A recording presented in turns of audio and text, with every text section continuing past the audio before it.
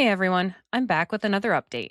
In this episode, I'll cover news related to immigration and Minnesota. Of course, I'll end with the noteworthy tidbits. Senate Minority Leader Chuck Schumer and Senate Democrats are threatening to shut the government down again by the end of January over ICE and DHS funding, and Speaker Johnson responded by saying we are not limiting DHS funding in a dangerous time. The Venezuelan gang Tren de Aragua ordered its members to shoot police in Salt Lake City, Utah, and the Department of Justice criminally charged the Venezuelan illegal who tried to ram border agents with his vehicle in Portland. Secretary of State Marco Rubio has revoked over 100,000 visas so far, and Scott Pressler exposed that illegal aliens were allowed to vote in Macomb County, Michigan. 239 non-citizens were found in the jury pool, with at least a dozen of those voting. Last for this topic, Illinois is suing the Department of Homeland Security to ban them from arresting illegal aliens. On to Minnesota-related news.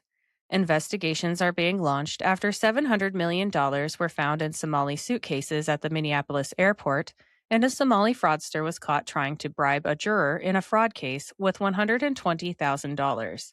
Treasury Secretary Scott Bessent pointed out that the fraudster was actually given $200,000 to bribe the juror, but she skimmed $80,000 from it.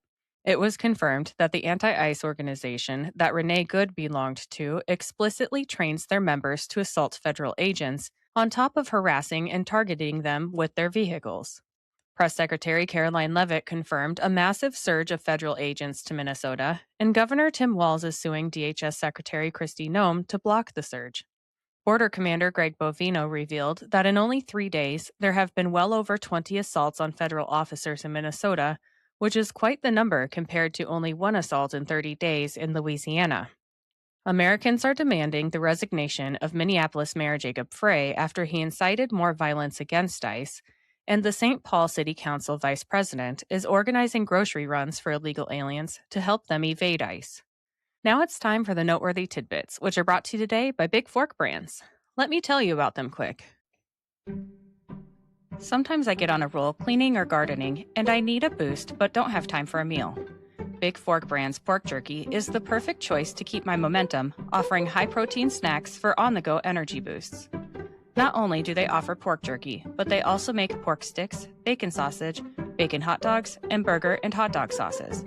Products come in a variety of delicious flavors, including Thai green curry and maple and brown sugar for the meat options, and gangster and Chicago fire for the sauces. I personally think the original flavor of the pork jerky hits just right after tackling a big chore. It's a little salty and very flavorful. My discount code gives you 20% off your entire order, and it's currently the best deal available. Just visit bigforkbrands.com and enter in my promo code JADE, that's J-A-D-E, at checkout. All right, let's get back to the tidbits.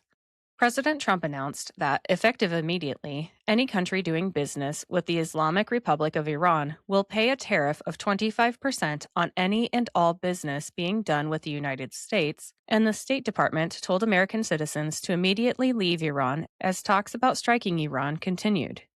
President Trump announced that if the Supreme Court doesn't uphold his tariffs, the United States is screwed. So that's reassuring.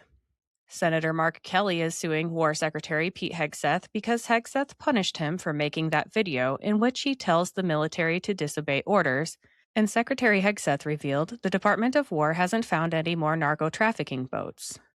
President Trump will soon announce his replacement of Fed Chair Jerome Powell, who is now being criminally investigated by the Department of Justice for allegedly lying to Congress about the cost of renovations. A building manager in Washington was arrested for voter fraud in the 2024 election because she filled out and cast ballots that were sent to former tenants. The Department of Justice fired the Virginia prosecutor who refused to lead the prosecution of former FBI Director James Comey. Legislation was filed in the House authorizing President Trump to take over Greenland, and it's called the Greenland Annexation and Statehood Act. Homeland Security Secretary Kristi Noem revealed the U.S. Coast Guard rescued a stranded 68-year-old man on rough seas and rocky surroundings near Puerto Rico. He had been stranded for more than a day and was rescued in the dead of night by helicopter. That's all I have for today. I'll be back with another update soon. Until then, please like, subscribe, and share this podcast, and follow me on Instagram and X at Shades of Jade Pod. Thank you for listening, and have a great day.